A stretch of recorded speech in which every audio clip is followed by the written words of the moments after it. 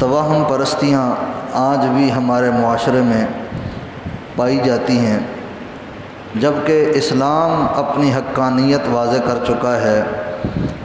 قرآن کریم گھر گھر میں موجود ہے، احادیث کا سبق بھی لوگ ممبر و محراب سے سنتے رہتے ہیں۔ یعنی اس قدر علم کی روشنی کے باوجود بھی کہیں کہیں تاریکی کے آثار موجود ہیں۔ لوگ دقیانوس سوچ رکھ کر عجیب عجیب قسم کے نظریات قائم کرتے ہیں، اور اس ماہ مبارک کے متعلق یہ سوچ رکھتے ہیں کہ یہ کوئی نحوست کا مہینہ ہے، منحوس مہینہ ہے۔ حقیقت حال اس کے بالکل برعکس ہے۔ کوئی مہینہ، کوئی دن، کوئی لمحہ، کوئی وقت، کوئی ہفتہ، کوئی مہینہ منحوس نہیں ہوتا۔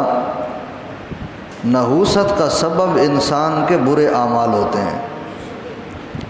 بری سوچ انسان کی نحوست کا سبب بنتی ہے۔ برے خیالات، اور پھر ان برے خیالات پر عمل کی بنیاد رکھ دینا، اس برے خیال کو عملی جامہ پہنا دینا۔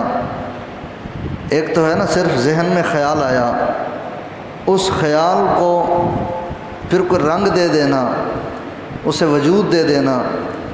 اگر وہ برا خیال ہے اور پھر وہ برائی خیال کی صورت سے نکل کر حقیقت کی دنیا میں آ گئی ہے، تو ایسی صورت میں اس برائی کی جو نحوست ہے، اس کے جو اثرات ہیں، وہ انسان کی روزی روٹی کے اوپر، گھریلو معاملات کے اوپر، ازدواجی زندگی کے اوپر، سماجی اور سیاسی تعلقات کے اوپر، معاشرتی معاملات میں، یعنی زندگی کے مختلف گوشوں میں اس کے اثرات مرتب ہوتے ہیں۔ اصل نحوست انسان کے برے اعمال اور بری سوچ کی ہوتی ہے۔ ہم اس کو کسی شخصیت کے ساتھ منسلک کر دیتے ہیں، کسی بندے کے ساتھ منسلک کر دیتے ہیں، یا کسی دن کے ساتھ منسلک کر دیتے ہیں، یا کسی مہینے کے ساتھ منسلک کر کے، اور دوسروں کو ذمہ دار قرار دے کر اپنے آپ کو بری و ذمہ سمجھتے ہیں، اور پھر کہتے ہیں جی یہ فلاں مہینہ چل رہا تھا، اس مہینے کے اندر یہ نحوست کا سبب تھا، تو لہٰذا اس مہینے کی وجہ سے یہ نحوست مرتب ہو گئی ہے۔ اپنے آپ کو لوگ بری و ذمہ سمجھتے ہیں، اور اپنے آپ کو سمجھتے ہیں کہ ہم بالکل نردوش ہیں، ہمارے اوپر کوئی ایسا مسئلہ نہیں ہے۔ حالانکہ نحوست آنے کا جو سبب ہوتا ہے وہ انسان کی اپنی بری سوچ ہوتی ہے، انسان کے اپنے برے اعمال ہوتے ہیں، ٹھیک ہے، برا کردار ہوتا ہے، بری زبان استعمال کرنے سے بھی نحوست آتی ہے، بد نگاہی کرنے سے، جہاں نگاہ کو نیچے کرنے کا حکم تھا وہاں اگر آپ نگاہ اٹھا کے دیکھیں گے تو اس بری نگاہ کے برے اثرات مرتب ہوں گے۔ جہاں زبان کو خاموش رکھنا تھا وہاں اگر آپ بولیں گے، اور پھر زبان کی جو حدود و قیود ہیں، جس طرح ایک جمعہ چھوڑ کر اس سے پچھلے جمعے ہمارے انتہائی محترم مفتی محمد رمضان جامی صاحب نے زبان کے استعمال کے اوپر پورا خطبہ دیا، زبان کی حدود و قیود بتائیں کہ زبان کو بے لگام نہیں چھوڑا جائے گا، بلکہ زبان کو بھی ایک حد بندی میں رکھا جائے گا۔ شریعت کا ایک تقاضا ہے، اس تقاضے کے مطابق زبان کو استعمال کیا جائے گا۔ جب زبان کو آپ بے لگام چھوڑ دیں گے، جو اس کے من میں آئے یہ کہہ دے، جس کے سامنے اس نے جناب کوئی اچھی بات کرنی تھی وہاں یہ بری بات کہہ دے، تو پھر اس کے برے اثرات مرتب ہوتے ہیں، پھر اس کے خمیازے انسان کو بھگتنے پڑتے ہیں۔ اس لحاظ سے ہر چیز کا ایک دائرہ ہے۔ سماعتیں ہیں نا، سماعتوں کے اوپر بھی پابندیاں ہیں۔ جو جائز سماعت ہے آپ وہ کر سکتے ہیں، بری بات کو، بری چیز کو آپ سن بھی نہیں سکتے۔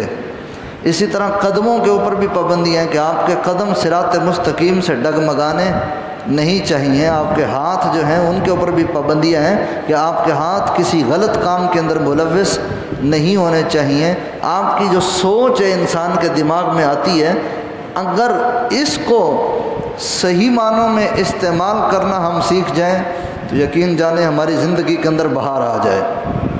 ہمارے ذہن میں جو خیال آتا ہے ہم اس خیال کی پیروی میں چل پڑتے ہیں، اس خیال کے پیچھے چل پڑتے ہیں، دیکھتے نہیں کہ اس خیال کا نتیجہ کیا نکلے گا، اس خیال کا آخر میں نچوڑ کیا نکلے گا۔ اس کے اوپر سوچے بغیر کسی سوچ و فکر کے ہم اس خیال کی پیروی میں چل پڑتے ہیں، اور پھر جب اس کا نتیجہ نکل کے سامنے آتا ہے ہم کہتے ہیں اے افسوس کہ کیا ہو گیا۔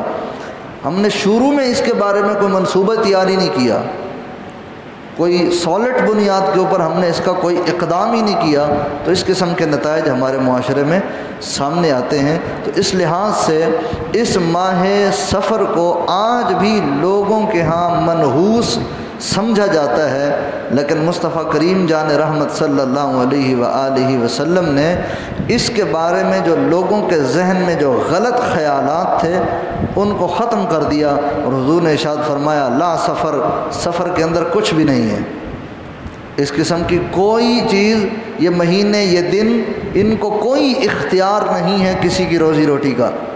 روزی کا مالک کون ہے؟ اللہ سبحانہ و تعالی۔ زندگی اور موت کا مالک کون ہے؟ اللہ سبحانہ و تعالی ہے۔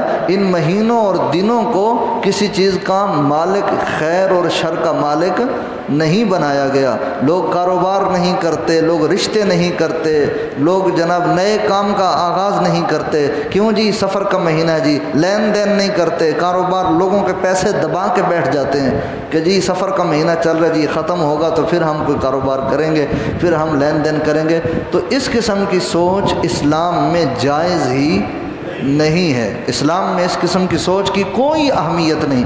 اسلام نکھرا ہوا صاف ستھرا دین ہے۔